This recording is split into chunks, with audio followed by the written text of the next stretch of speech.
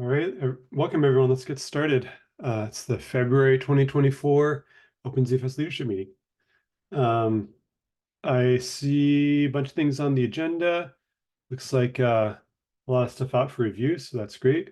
Let's take this first one, zfsd, which I think is a FreeBSD specific. It's the FreeBSD equivalent of Z, yes. Cool.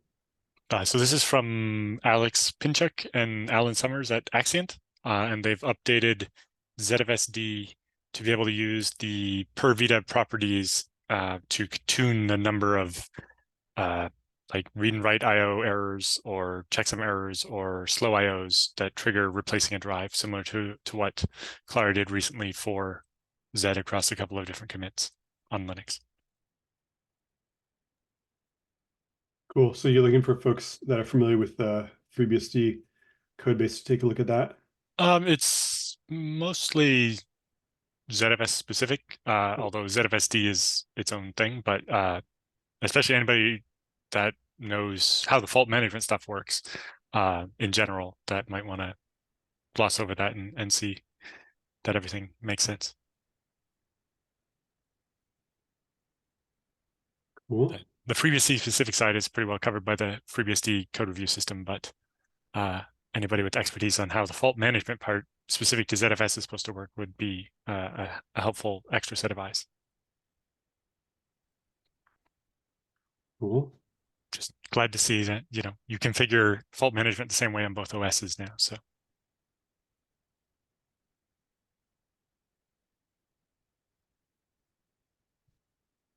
Cool. Next thing I see here, fast dedup.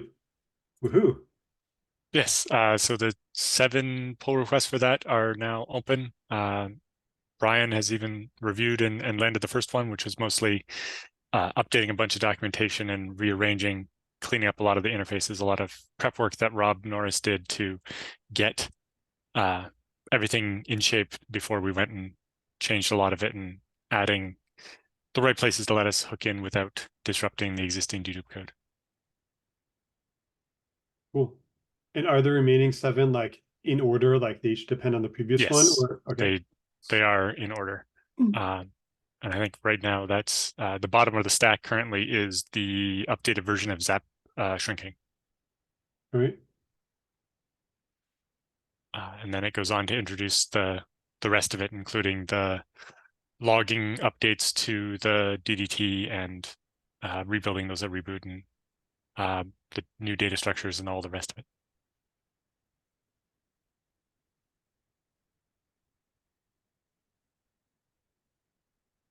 And in the link there, Rob and I wrote up kind of a review guide that brings all the pieces together and explains how they fit together to make it a little easier, since it is a lot to tackle all at once. Rob did a good job kind of providing the context of where a bunch of that is coming from. Should make it easier to review. Yeah, I'm sure that'll be super helpful. Do you have reviewers lined up? Or Not really. okay. So Ryan's done the first one. I've done a review before it was pushed upstream, but I'll do another round after some changes were done after me to see what happened. Yes, that's true. Alex did a first pass before we posted it, but in the course of rebasing it all and putting it all together, some bits of it have changed, and it'd be good to catch anything that was introduced there as well. Alan, that guide has one PR that's not actually in existence yet in the guide. Yes. The one for pruning entries. We ran into some difficulty rebasing it. We'll get that together before too long and get that posted as well. Okay. The code all exists. It just stopped working after rebasing. Very good. It's, when your cake has 8 layers, by the time you get to the top one, it's not straight anymore. Oh yeah, I still need to get to rebasing the libzdb branch I have that's like 12 commits ahead of the one that I got pulled. So I'm familiar.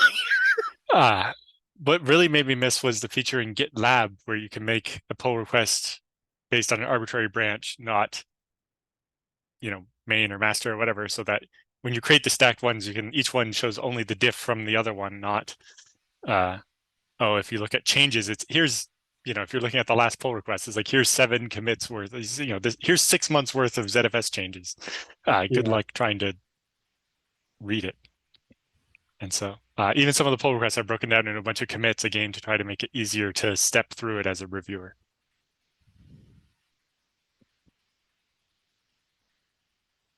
Cool.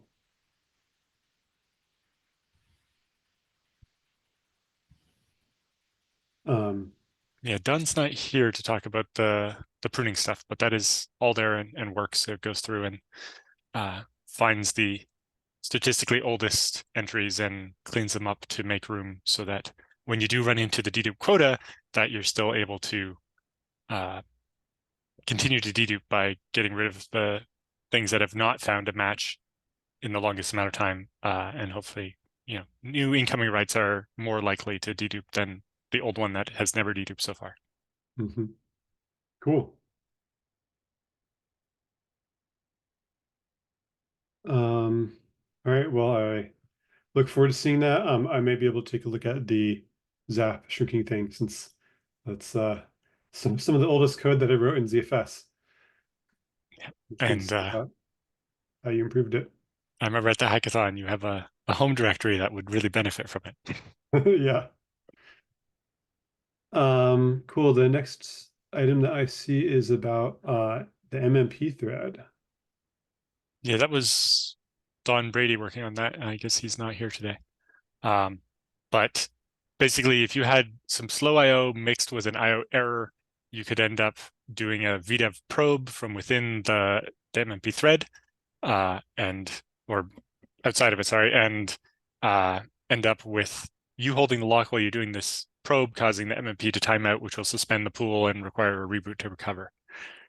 And so he looked at breaking that up a bit so that it doesn't try to do 2 passes of VDEV probe while holding the config lock as a writer, not letting anything else happen in the meantime.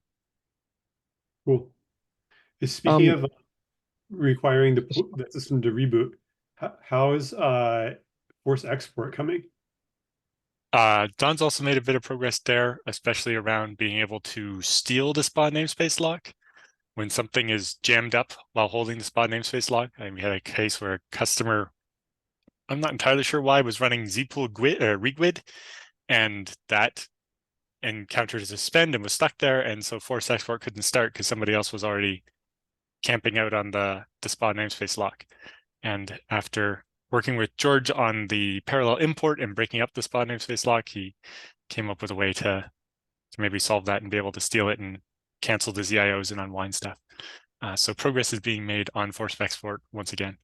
And separately, that MMP commit does also extend zpool clear so that in certain lighter cases, you can recover from an MMP suspend without requiring a reboot. So there's an additional change that Brian asked for in there that helps with that. But yes, we are continuing to work on forced export as well to get that in better shape, because yeah, especially, we have customers that run 2 or 3 pools for HA, or some of them even have 7 pools on a machine. And if one of them has an issue, they don't want to offline the other 6 just to get things back working again. Yeah, that's great. Sorry, Rob, you had something you were going to say about MMP? Oh, I was just wondering, because Don gave a description of that in the last call and had a PR ready to go. I think he was just waiting for review, and I was just wondering, has anything changed in that since the last month? He got some review from, there's Don. He got some review from Brian, and that's where the changes to zpool clear came from. Got it. Don, the question that just came up was, what else do you need for the MMP thread PR? Are you still needing more review, or? Yeah, I need more review. I was hoping Olaf could look at it, since he's sort of the resident MMP expert. But Brian wanted me to click on to zpool clear, not just for debug, but in all cases, which meant it needed to be a little more comprehensive. But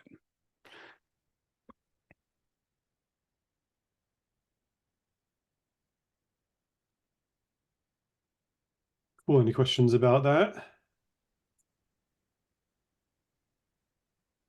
All right. Looks like the next agenda item, another PR for snapdir equals disabled. This is the .zfs/snapshots directory.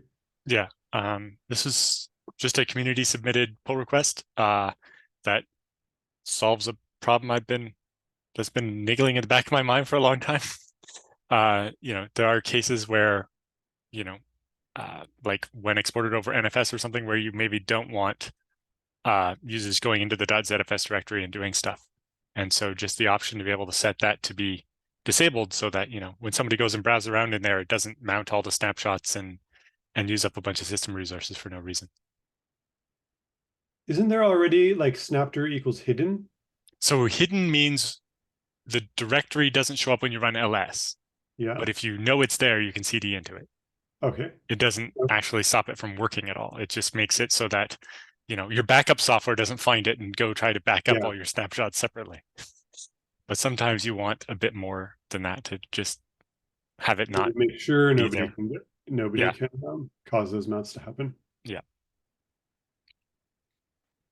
So it's still an early draft, but I think, especially since it's a new submitter, they'd be interested in feedback. Yeah. And I think in the end, it's not an overly complicated change. So yeah, it's nice, reachable banana, as they say. Yes, some low-hanging fruit. Okay. Maybe somebody from the FreeBSD side can look at helping port the same change to the FreeBSD OS specific code. Cool. Again, not doing something is probably the easiest thing, right? Opting to not expose the directory shouldn't be overly complicated. You hope. Yes. Famous last words. Mm-hmm. All right. The next item here looks like archivict for large memory systems. Yeah, I think we talked a little bit about this a couple of months ago, but we've started work in earnest now.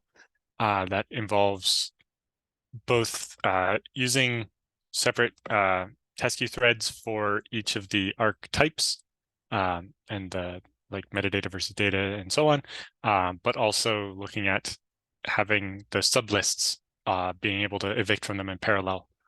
Because we saw some large memory systems with 4 or 6 terabytes of RAM and a lot of really small records, meaning that when you're trying to just write data, it can't evict from the ARC quickly enough to keep the disks busy.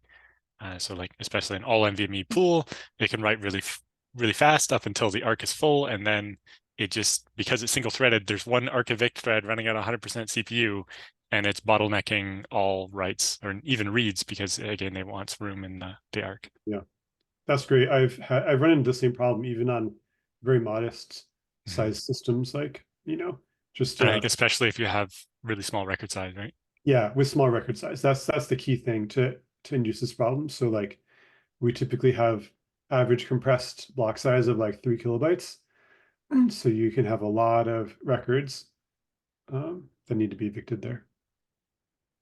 Yeah, and then related to that, looking at doing similar thing for the debuff evict.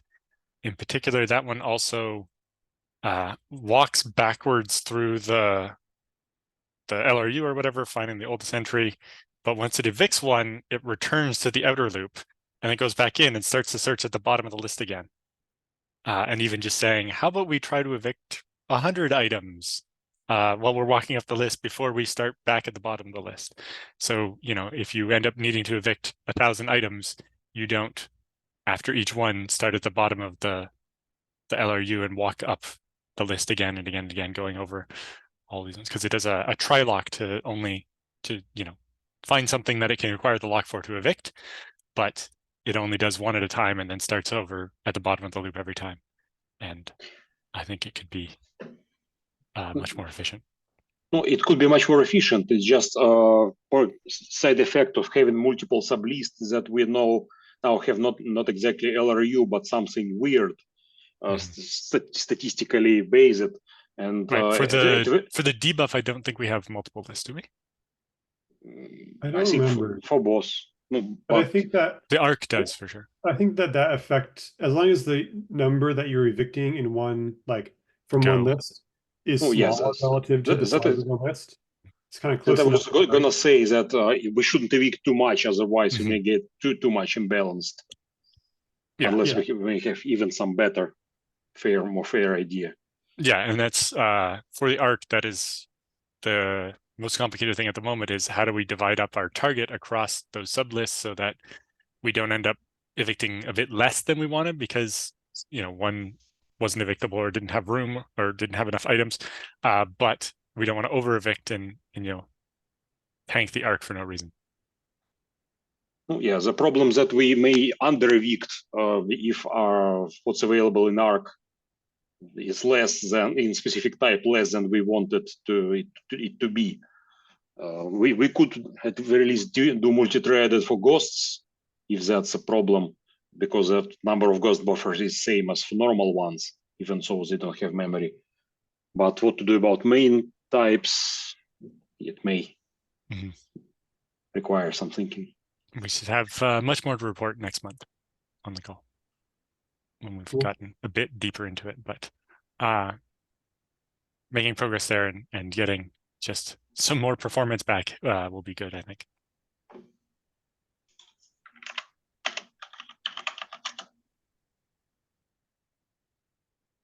Oh, we lost Pavel again. Oh, well, the next one is for him. Not Maybe he quite. ducked out. Maybe he knew and ducked out.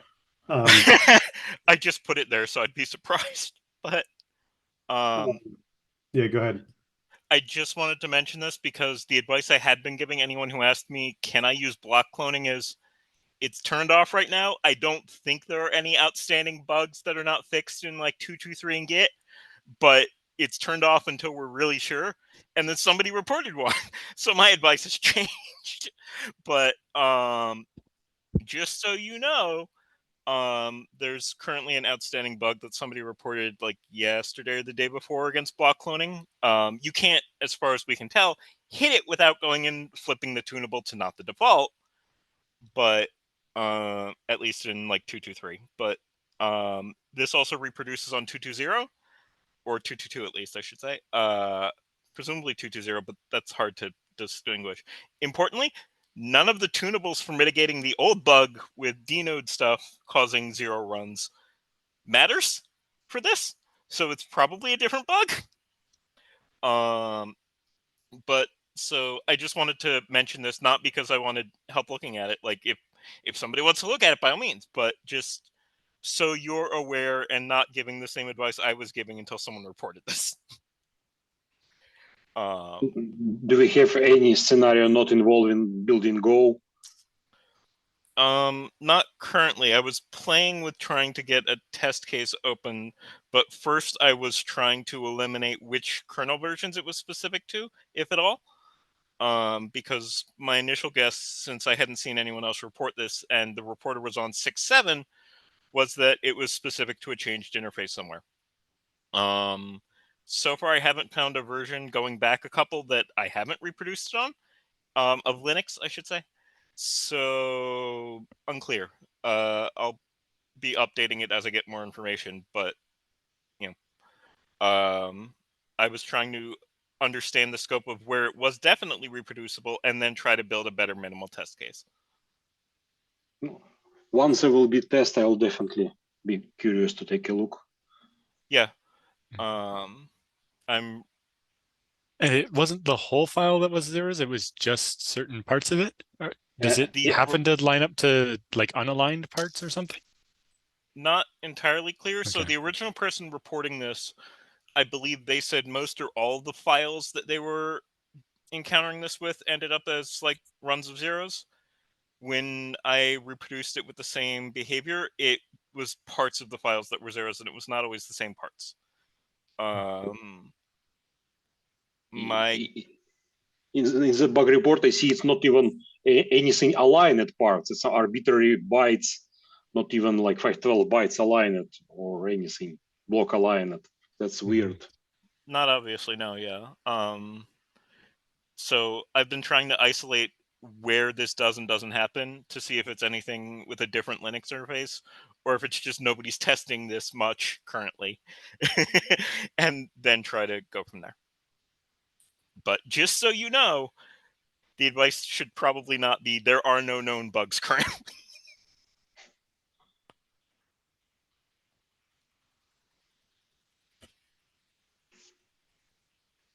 Cool. Thanks a lot for looking into that.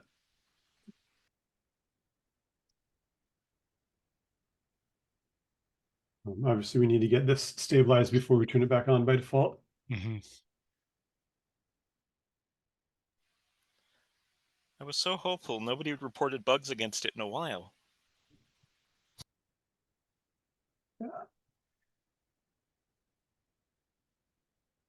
All right, I think that's the end of the items that were in the agenda doc. What other things would folks like to discuss?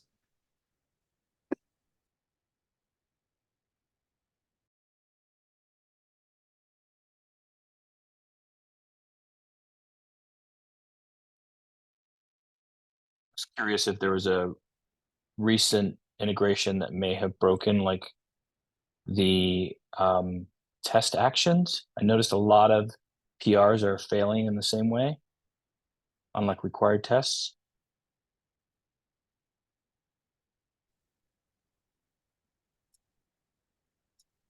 I don't know if there was a change to the actions, but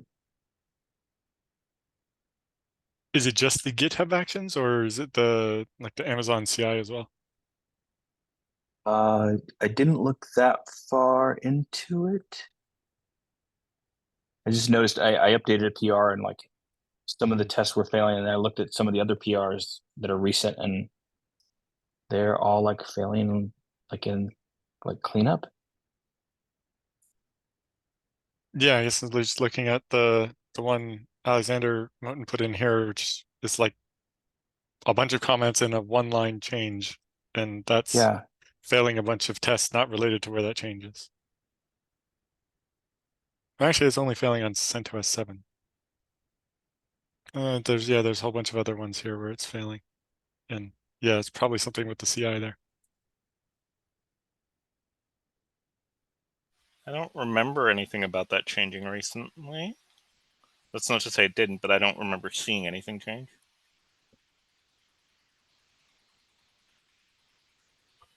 yeah. I think Yeah, when you the look, problem I is looked like at the a logs, thingy. and it's like there's some partition information that I think is now generating error. When I looked at the logs that were on one of the tests, I wasn't sure if there was something that changed there, but I can try to go back and see if I can reverse some changes and see if the test will pass. But anybody wanting to integrate will be blocked because I think all these are required tests.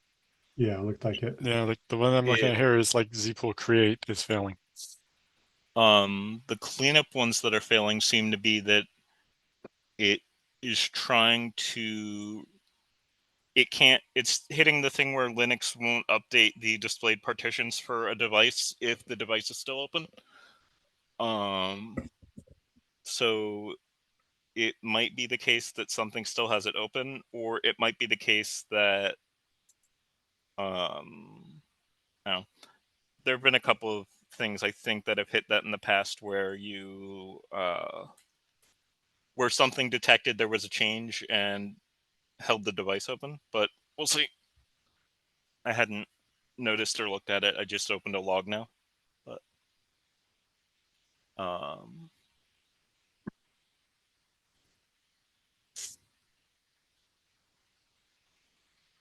yeah, it seems like it might be the case that something's like holding open devices for longer than we expect, which might just be the CI running slowly and there being timeouts. I see another error here about trying to create the directory for zd0 under debuggfs, but it already exists. I don't know if that's normal or not.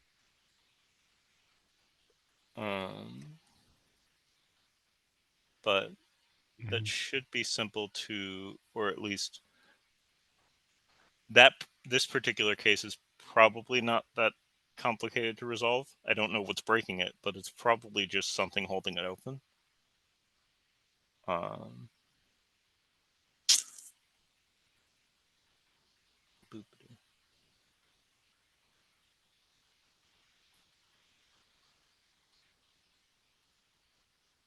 Don, your recent changes where you were running into the problem with CI, that didn't touch the zpool events, did it? It was just the Z draining? Yeah, it wasn't clearing events out of the kernel. So when you started up Z, it would get, get busy really processing all the events it sees. One of the tests failing was zpool events duplicates, but I don't think you touched that, did you? No. No, I didn't think so. I suppose while we're looking at it, I don't know that the FreeBSD 13 tests have run successfully in a while. It seems like it's dying every time it runs one or failing to build. The random example I pulled out says there's an unused variable, but there's also a bunch where in the middle of running the test suite, it just dies.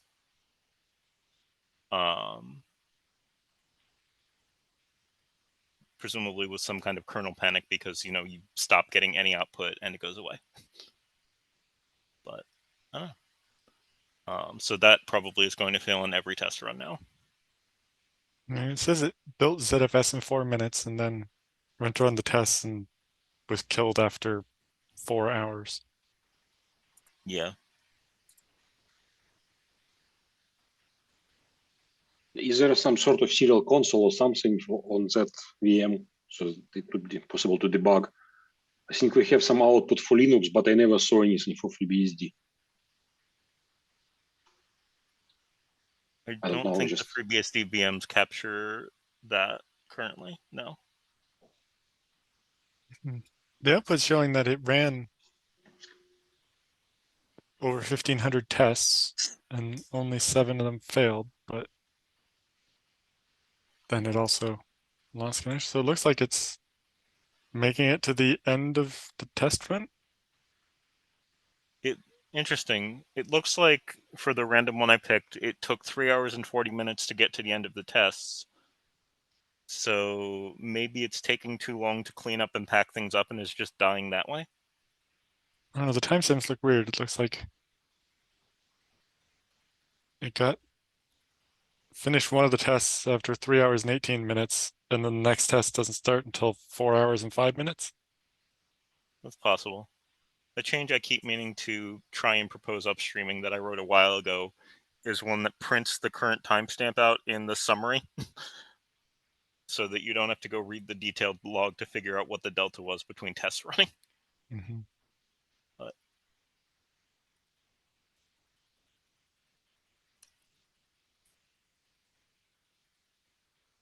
yeah, my guess would be that it's getting so close to the timeout that it's just dying from most of these. Some of these are failing for other reasons, but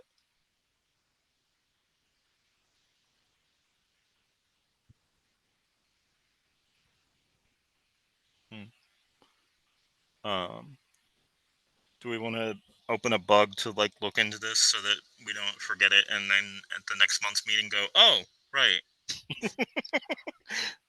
Probably, especially like George said, if it's going to block integrations, we should figure out what's going on.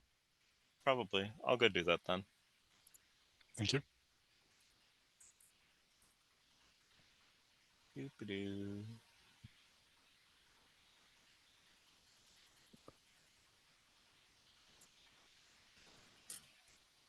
All right, thanks for looking at that. What other topics do folks have?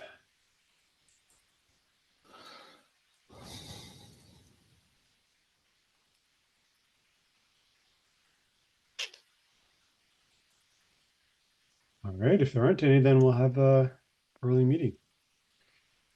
Good to see you all, and we'll have the next meeting in 4 weeks.